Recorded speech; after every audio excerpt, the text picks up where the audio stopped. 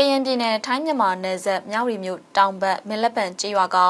DKBA လောက်မှလက်ပတ်ခဲ့ပြီးတော့အခုတော့ KNU ထိန်းသိမ်းလိုက်တဲ့ online ငွေလိမ်ခြံဝင်းကိုမြစမကပြီးခဲ့တဲ့နိုဝင်ဘာ26ရက်နေ့မှာမြေပြင်သတင်းသွားရောက်ယူခွင့်ရခဲ့ပါတယ်။ဒီကြားပြန်ခြံဝင်းထဲမှာ KNU ကနာမည်စင်းကောက်ယူနေတဲ့အခြေအနေတွေလုံခြုံရေးယူထားတဲ့အခြေအနေတွေ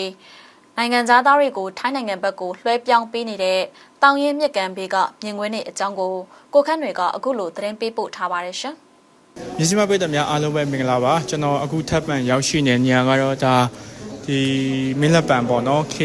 KNU လောက်က KNU လေးတစ်ဖက်ကဝင်စီတဲ့မင်းလက်ပံ data မှာဟိုကြားဖြန့်နေဝင်စီတဲ့မင်းလက်ပံ data ကိုရောက်ရှိနေတာပါဒီမင်းကြားဖြန့်စင်တာဝင်းအတွင်းမှာဆိုရင်ဒါဆိုရင်ကြားဖြန့်စင်တာကလုံသမားတွေပေါ့လေဒီလုံသမားတွေကဒါ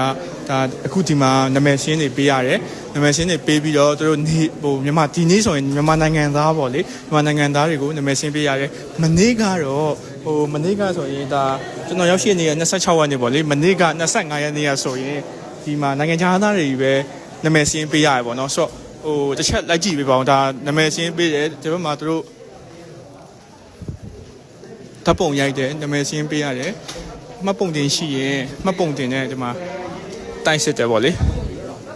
ဒါကတော့ဒါနာမည်ရှင်းပေးရတယ်ပေါ့နော်နာမည်သူဘယ် data ဘယ်နေရာဘယ်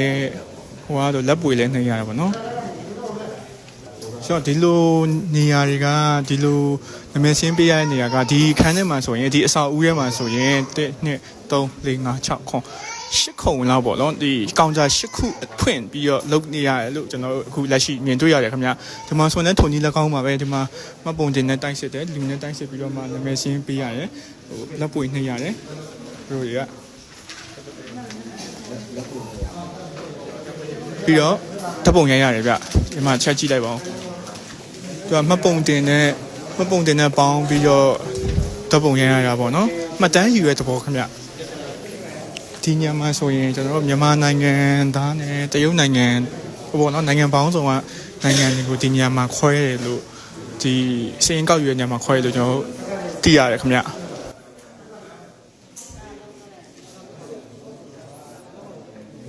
ဒီဒေတာကိုKNU တောင်ခံ KNU လေးတော့ဖွဲ့က21ရက်နေ့ပေါ့နော်နိုဝင်ဘာပြီးခဲ့တဲ့နိုဝင်ဘာ21ရက်နေ့ကစီးနှင်းလိုက်တယ်ပေါ့နော်ဆိုတော့အဲ့ဒီမှာပဲ22ရက်နေ့မှာပဲဒါ KNU ရဲ့ anti scamming ပေါ့နော် team ဆိုတာကို22ရက်နေ့မှာပဲအားချင်းဖွဲ့ရတယ်ပေါ့နော်ဆိုတော့ဟိုဒီ KNU ရဲ့ပြောခွင့်ရပုဂ္ဂိုလ်ဘယ်လိုဆိုတော့နေ့ကလည်းကျွန်တော်တို့ဒီ Museum နဲ့ interview မှာတိတိကျကျ interview မှာဒီ22ရက်နေ့မှာဒီ KNU anti scamming team ကိုအားချင်းဖွဲ့စည်းပြီးတော့ဒီအခုရှင်းလင်းလုပ်ငန်းစဉ်တွေဆောင်ရွက်နေတယ်လို့သိရတယ်ခင်ဗျဒါကအခုမြင်နေရတာဒီကြားဖြန့်ဂိမ်းဆက်ပေါ့နော်ဒီငါးဖန်ဂိမ်းတွေပါပြုလုပ်တဲ့ဆက်ပေါ့လေအခုလက်ရှိကျွန်တော်တိလောက်ဆိုရင်တရုတ်တွေကိုထပ်ပြီးတော့ပို့ဆောင်မှလို့လဲကျွန်တော်တိုင်းကြတယ်အဲ့နေရာကိုကျွန်တော်တွားလိုက်ပါအောင်မယ်လိုက်ပါကြည့်ရှုပေးဖို့လည်းဖိတ်ခေါ်ပါတယ်ခင်ဗျ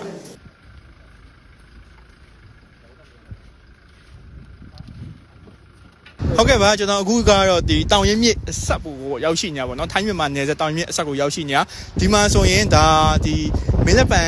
ကြားဖြတ်စင်တာကနေဟိုသူတို့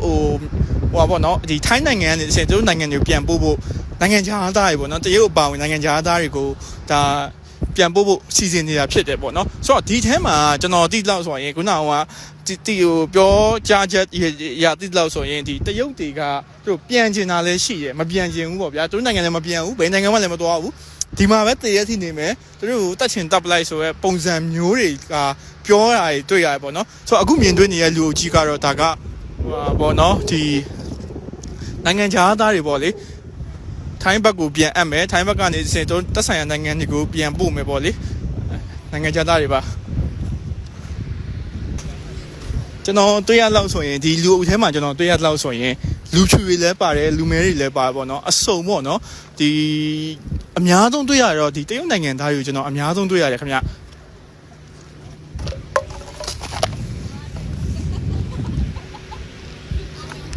ဟုတ်ကဲ့ဒီအခုဆိုရင်ဒါကပ်ပလီတွေအများစုလည်းတွေ့ရတယ်ပေါ့လေနော်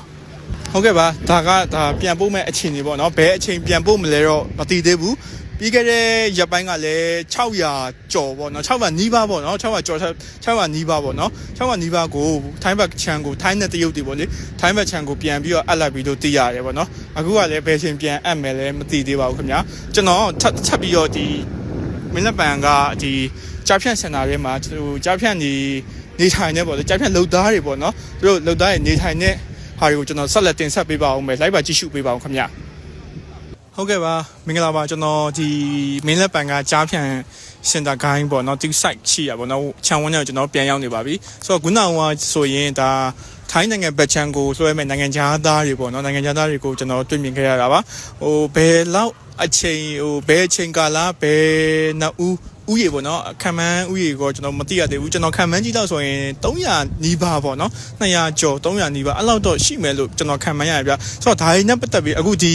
ကြားဖြန့်ခြံဝင်းထဲနဲ့ပတ်သက်ပြီးတော့ကျွန်တော် KNPF ရဲ့တာဝန်ရှိသူတူကိုကျွန်တော်အင်တာဗျူးလုပ်ထားပါတယ်အဲ့ဒါလေးတစ်ချက်ကြည့်ရှုပေးပါဦးခင်ဗျာထိုင်းနိုင်ငံဘက်ခြံကတော့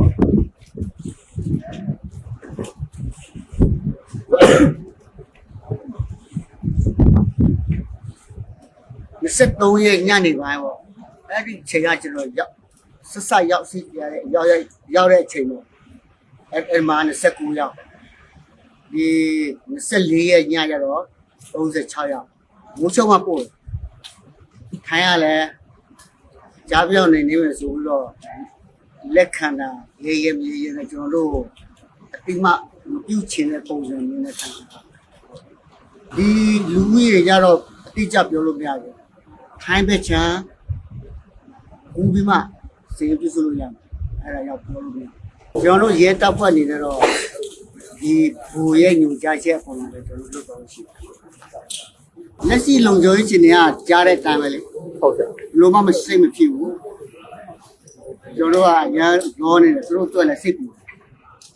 စာပွေမှုကဘယ်လိုလုပ်ပြီးမလဲဒီတစ်လုံးနှလုံးတော့မှအခုလုံခြုံရေးယူရတာနဲ့စာပွေမှုနဲ့ကြတော့နည်းနည်းအနေချင်းပဲလောက်ရပြီဒီမပြန်ချင်တဲ့တရုတ်တွေကြတော့သူတို့ကအခွက်တောက်ထောင်နဲ့ရှိဒါကြောင့်သူတို့ကနီလန်းမျိုးရှာပြီးတော့စုပြီးရတယ်ပြီးတော့မီးရှို့တယ်ဆေးပြီးတော့ဒုတ်တို့ဒီပလင်းတို့ပေါ့အဲ့ဒီချင်းတွေတော့ရှိတယ်ဒါပေမဲ့တက်နိုင်လို့ရှိတယ်ကျွန်တော်အမြင်ပေါ့ဖြစ်ဆွဲပြောချင်တာကတော့ဒီကြားပြလုပ်ငန်းနဲ့ပတ်သက်ပြီးတော့တကဘာလုံးကပေါ်နေတယ်တိုက်ဖြတ်ဖို့အတွက်ဒါပေမဲ့တကယ်မြင်နေမှာဒီကျွန်တော်တို့အနည်းဆုံးထိုင်းအဲ့ဒါဒီမှာလည်းထွက်မှာကျွန်တော်တို့ပြန်ပို့ဖို့ကတို့တိတ်လက်ခံချင်တဲ့ပုံမပေါ့ဘူးပြီးတော့ကျွန်တော်တို့ KNU နဲ့လည်းလောက်ဘယ်လိုပြောမလဲအလုပ်တဲ့နေရာမှာတိတ်ပြီးတော့အတိမပြုတ်တဲ့ပုံပေါ့ဟုတ်ဒါက KNPF ရဲ့ဟိုတာဝန်ရှိသူတူကပြောချသွားပါတော့သူပြောကြချက်ထဲမှာဆိုရင်ဒီကြားဖြန့်ဝင်းကိုသူတို့ဟို CND ကနေစပြီးဒီနေ့အချိန်ထိဟိုလုံခြုံရေးအထက်ထက်ချရတယ် KNU လောက်ခံ KNL နဲ့ KNPF တို့စစ်တပ်နဲ့ရဲနဲ့ပူးပေါင်းပြီးတော့လုံခြုံရေးယူရလို့ပြောတယ်ပြီးတော့နောက်တစ်ခုကဒီအဲမှာဆိုရင်လည်းဟိုမပြန်ကျင်တဲ့နိုင်ငံသားတွေပေါ့နော်တရုတ်ပေါ့နော်အဓိကတရုတ်ပေါ့နော်ဟိုအာဖရိကန်လူမျိုးတွေအီသီယိုးပီးယားလူမျိုးတွေကတော့သူတို့ကပြန်ကျင်တယ်ပေါ့နော်မပြန်ကျင်တဲ့တရုတ်လူမျိုးတွေက1000လောက်တောင်ရှိရဲလို့ဆိုရတယ်အဲ့မပြန်ကျင်တဲ့တရုတ်လူမျိုး1000ကပဲဒီကြားဖြန့်ဝင်းထဲမှာဒီဝင်းထဲမှာအခုမြင်တွေ့နေရတဲ့တိုက်တွေမှာပေါ့နော်ဒီသူတို့တွေကမီးရှို့တာတွေဒီသူတို့လက်နက်သိမ်းထားတာတွေတော့ရှိရဲလို့ကျွန်တော်သိရတယ်ပေါ့နော်ဆိုတော့ဟိုဒီကြားဖြန့် site ကိုလည်းဒီဟိုကျွန်တော်အခုတိလောက်ဆိုရင်ဒီကျွန်တော်နောက်မှာမြင်နေရတဲ့ဒီကြားဖြန့် site 3တိုက်ပေါ့နော်အဲ့3တိုက်မှာဆိုရင်ဒါမြန်မာနိုင်ငံသားမဟုတ်တဲ့တရုတ်နိုင်ငံသားပေါ့နော်နိုင်ငံသားတွေကိုထားတယ်ဟိုးဘက်မှာပေါ့နော်အခုပြထားတဲ့ဘက်မှာဆိုရင်ဒါမြန်မာနိုင်ငံသားတွေကိုပဲထားထားတယ်လို့ကျွန်တော်သိရတယ်ခင်ဗျဆိုတော့ဟိုသူအနေနဲ့နည်းနည်းလေးထိန်းချောင်းကခတ်တယ်ဆိုတာလေဟိုထိန်းရသိမ်းရပါထိရရှာနေတဲ့အခြေအနေဖြစ်တယ်ထိန်းရသိမ်းရတော်တော်လေးထိန်းသိမ်းရတယ်လို့သိရပြဘာလို့လဲဆိုတော့ဒီပြန်ကျင်တဲ့တရုတ်နိုင်ငံသားတွေကပေါ့လေပြန်ကျင်တရုတ်နိုင်ငံသားတွေကသူတို့ကိုဟိုတိုက်ခိုက်တယ်ပေါ့လေတိုက်ခိုက်တယ်ဆိုတာရှိရလက်နက်နဲ့ပေါ့နော်သူတို့ချင်းမှာဒုတ်တွေရှိရဓာတ်တွေရှိရပေါ့နော်ဆိုတော့ကျွန်တော်ဟိုနောက်ဆုံးဟိုကြားလောက်ဆိုရင်ဒါသူတို့အသက်အန္တရာယ်ပါရန်ပြုရတဲ့ရှိရလို့လည်းသိထားတယ်ဗျဆိုတော့ဟိုဒီမှာကျွန်တော်ကြားဖြန့်လုပ်တဲ့ဟိုပါပေါ့နော်ဒီမြန်မာတွေပေါ့နော်မြန်မာတွေကိုကျွန်တော်မြန်မာတွေနဲ့ခုနက style လာမေးမြန်းကြည့်တဲ့အချိန်မှာဆိုရင်တော့ဒီမြန်မာတွေကအခုဒီထဲမှာဆိုရင်ကြားဖြန်လုပ်တဲ့ထဲမှာဆိုရင်တချို့မြန်မာတွေကကြားဖြန်အဲ့ဟိုလုပ်ငန်းခုနကကိုနန်အောင်တင်ဆက်ခဲ့တဲ့ထဲမှာဟိုပါတဲ့နေရာတွေပေါ့လေအဲ့မှာပဲအိတ်တာတွေရှိရဲဟိုတချို့တွေကတော့ဒီသူတို့အဆောင်တွေမှာအိတ်တယ်ပေါ့နော်ဆိုတော့သူတို့ရဲ့လာစင်တလအောက်ထစ်နော်အောက်ထစ်ဝင်ငွေကတလကိုဘတ်3000ရရလို့အဲဒီကြားဖြန်လုပ်တဲ့မြန်မာတွေစီကနေကျွန်တော်ပြန်လဲကြားသိရတယ်ခင်ဗျဒီဝင်းထဲမှာဆိုရင်လည်းအခုမြင်တွေ့ရတာဆိုဒါ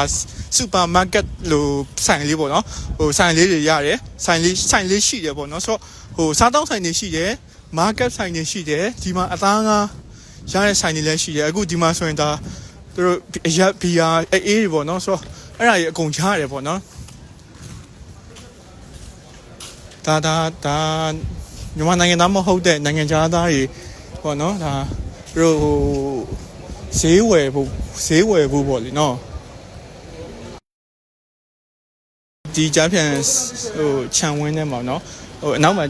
ဟိုပြိတ္တကြီးလည်းကြားသိနေရတဲ့အတိုင်းပဲဒါတရုတ်တွေအများစုဖြစ်နေပါတော့ဆိုတော့အဲတရုတ်တွေကမပြင်းတဲ့တရုတ်တွေကတော်တော်လေးကိုထိမ့်သိမ်းရခတ်တယ်လို့ကျွန်တော်သိထားတယ်သူတို့တွေပဲဟိုမီးတွေရှို့ပဲပေါ့နော်ခင်းတွေရှို့တယ်ပြီးတော့ KNPF ဒီမှာလုံခြုံရေးယူထားတဲ့ဟိုဟာတွေပေါ့နော်လုံခြုံရေးယူထား KNU လုံခြုံရေးယူထားတဲ့ရဲနဲ့စစ်သားတွေကိုအန်ရပြည့်ဟိုအန်ရပြည့်ရလည်းရှိရပါတော့ဆိုတော့အဲ့လိုအခြေအနေမှာ KNPF နဲ့ KNL နေနဲ့အဲ့လိုအခြေအနေမှာဆိုရင်ညင်သာပြန်ပြီးတော့ကင်တွယ်ဖြည့်ရှင်းခဲ့ရဆိုတော့သိရတယ်နောက်တစ်ခုကကျွန်တော်ဒီမှာသတိထားမိရတစ်ခုပါလေဒီဟိုဘယ်လိုပြောမလဲလုံခြုံရေး KNPF ပေါ့နော် KNPF ကဒီဟိုမီးပွိုင်းတစ်ပွိုင်းစီပေါ့နော်ကျွန်တော်တို့မြင်တာအောင်ပြောရရင်မီးပွိုင်းတစ်တိုင်းစီပေါ့မဟုတ် sorry ဟိုမီးတိုင်တစ်တိုင်းစီမှာအထိုင်လုံခြုံရေးယူရရှိတယ်လို့အချိန်ပြည့်ပေါ့နော်နေ့ရောမနက်ကောညရောနေ့ညပေါ့နော် sorry နေ့ညအချိန်ပြည့်ဟိုကင်းလှည့်တဲ့ပုံစံမျိုးပေါ့နော်ဒီမှာရှိတဲ့ဟို bike ဟို e-bike လူကားလေးတွေနဲ့ e-bike လေးနဲ့လှည့်ရရှိတယ်ဟိုကောက်ကားလေးနဲ့အဲ့လိုလှည့်ရရှိတယ်အခုဒါမြင်တဲ့နေရာတော့ဒါတရုတ်တွေပေါ့နော်တရုတ်တွေဒီစားတောက်ဆိုင်မှာလာပြီးတော့ဝယ်နေရပဲဖြစ်ပါတယ်အခုလက်ရှိဒီမှာကဟိုကျွန်တော်သိတော့ဆိုရင်ရောနေပါတော့ဘလို့ရောရလဲဆိုတော့ကြားဖြတ်ငွေလိန်ခိုင်းမှာလုတ်တဲ့အဖွဲကတစ်ခွက်နော်ဟိုဒီအဲ့လိုဒီကြားဖြတ်ဒီစမ်တာဒီဝင်းထဲမှာပေါ့လေဒီဝင်းထဲမှာပဲဟိုတယ်ရှိတယ်စားတောက်ဆိုင်တွေရှိတယ်အဲ့လိုစားတောက်ဆိုင်တွေမှာဟိုစပွဲတို့လုတ်တာရောပေါ့နော်အဲ့လိုလူတွေလည်းရှိရပေါ့ဆိုတော့အဲ့ဒါတွေကိုခုနကကျွန်တော်ရှေ့မှာတင်ဆက်ခဲ့လို့ပဲဟိုကြာဟို KNU ကနေပြီးတော့စီရင်ကောက်နေပေါ့နော်အဲ့ဒီမှာစီရင်တွေပြန်ခွဲပြီးတော့ပြုလုပ်နေရလို့သိရတယ်ပေါ့နော်မြန်မာရေးဆိုလည်းမှတ်ပုံတင်နိုင်ငံခြားသားဆိုရင်ဒီနေ့ဆိုကျွန်တော်တင်ဆက်နေတဲ့နေ့ဆိုမြန်မာနေ့ပေါ့လေဟိုမနေ့ကဆိုရင်ဒါနိုင်ငံခြားသားတွေပေါ့နော်မြန်မာမို့တဲ့နိုင်ငံခြားသားတွေကိုစီရင်ကောက်တဲ့နေ့ပေါ့လေနော်သူတို့ငွေလိမ်လုပ်ငန်းလုပ်တဲ့နေရာမှာတုံးတဲ့ပတ်စံအတုတွေဒေါ်လာအတုတွေတရုတ်ယွမ်ငွေအတုတွေပေါ့လေအဲ့ဒါတွေကလည်းဒီလမ်းမတစ်လျှောက်မှာပြင်းထန်နေရကိုတွေ့မြင်ရပါတယ်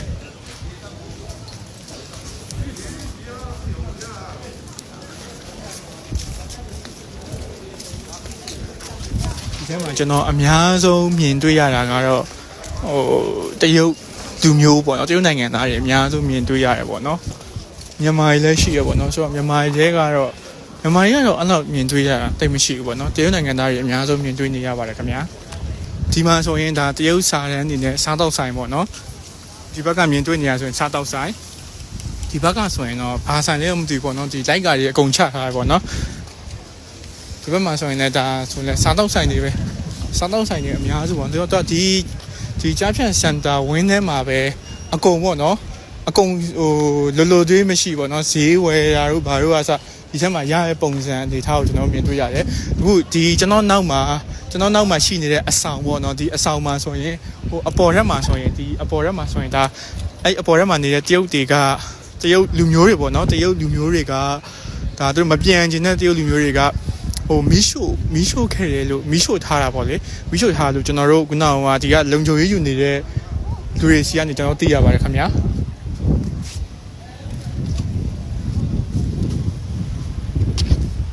ဒီမှာကျွန်တော်အနောက်မှာမြင်တွေ့နေရဟာလေးဒါသူတို့လှည့်ကင်းပေါ့နော်သူတို့ကင်းပတ်တဲ့ပုံစံပေါ့နော်ဒီ KNPF ရဲ့ဒီစန်တာကလုံခြုံရေးပေါ့နော်ဆိုသူတို့ပေါင်းပြီးတော့ပေါ့နော်ကင်းပတ်တဲ့ပုံစံမှာခင်ဗျ ဒီမှာဆိုရင်ဒီဝင်းနဲ့ကိုဝင်ပေါက်ကတော့2ပေါက်ပဲရှိတယ်လို့ကျွန်တော်သိရတယ်ပေါ့နော်ဆိုတော့ကျွန်တော်နောက်မှာမြင်နေရတဲ့ဒီအစိမ်းရောင်ကြီးပေါ့နော်အဲ့ဒီအစိမ်းရောင်ကြီးအပေါက်ရေပေါ့နော်ဒီထုတ်ဖက်ခုနကဟိုတင်ဆက်ခဲ့တဲ့ဒီ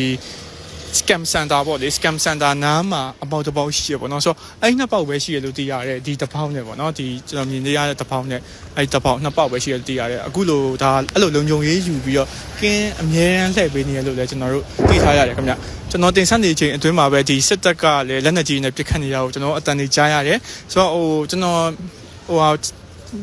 15မိနစ်တစ်ချိန်နိုင်ခွက်တစ်ချိန်လောက်လက်နက်ကြီးနဲ့ပစ်ခတ်တယ်ဆိုတော့ဒီမင်းလက်ပံကြေးရွာထိပ်မှာလည်းစစ်တပ်နဲ့အာနာသိန်းစစ်တပ်နဲ့ဒီ KNL ပေါ့နော် KNL တပ်သားတွေလည်းဒီထိတ်တိုက်ရင်ဆိုင်နေလို့ကျွန်တော်သိရပါဗျစစ်ပွဲရင်ဆိုင်နေလို့သိရပါတယ်ခင်ဗျ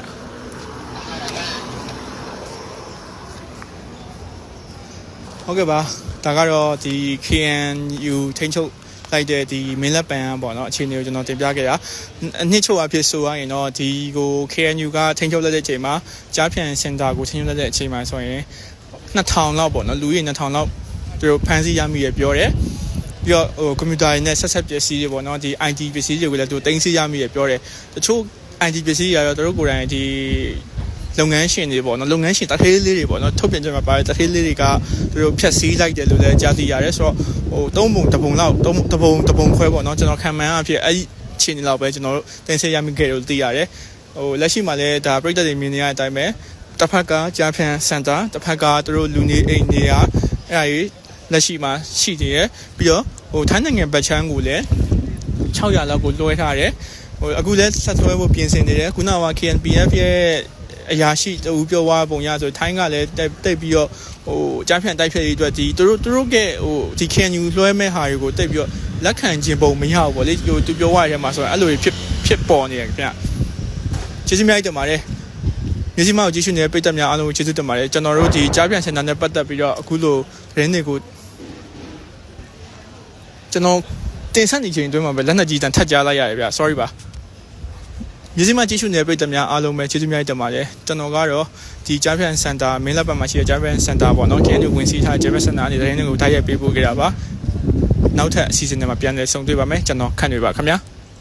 ဒါကတော့ပြီးခဲ့တဲ့နိုဝင်ဘာ26ရက်နေ့ကကရင်ပြည်နယ်ထိုင်းမြန်မာနယ်စပ်မြောက်ရီမြို့တောင်ဘက်မင်းလက်ပံကျေးရွာက KNU စီးနင်းလိုက်တဲ့ကြားဖြန့်ဝင်တွေကမြေပြင်သတင်းပေးပို့ချက်ဖြစ်ပါတယ်။အခုလက်ရှိမှာတော့မင်းလက်ပံကျေးရွာမှာရှိတဲ့ online ငွေလိမ်ခြံဝင်တွေကမြန်မာနိုင်ငံသားအလုပ်သမား1000နီးပါးဟာနိုဝင်ဘာလ29ရက်နေ့မွန်လွဲတနာရီကနေရက်ပြန်သွားတယ်လို့သိရပါတယ်။ပြီးတော့နေရက်ပြန်တဲ့သူတွေအထက်မှာအသက်20နဲ့30ဝန်းကျင်နေအများဆုံးလို့သိရပါတယ်။သတင်းသွားယူတဲ့နေ့ကနေဒီကနေ့အထိ online ငွေလိမ်ဂိုင်းသားတွေနိုင်ငံသားတွေဟာထိုင်းနိုင်ငံကနေတဆင့်နေရက်ပြန်နိုင်ဖို့ခက်ခဲမှုတွေနဲ့ကြုံတွေ့နေရပြီးတော့ထိုင်းမြန်မာနယ်စပ်တောင်ရင်မြစ်တောင်ပြင်ပေါ်မှာပိတ်မိနေပါသေးတယ်ရှင်။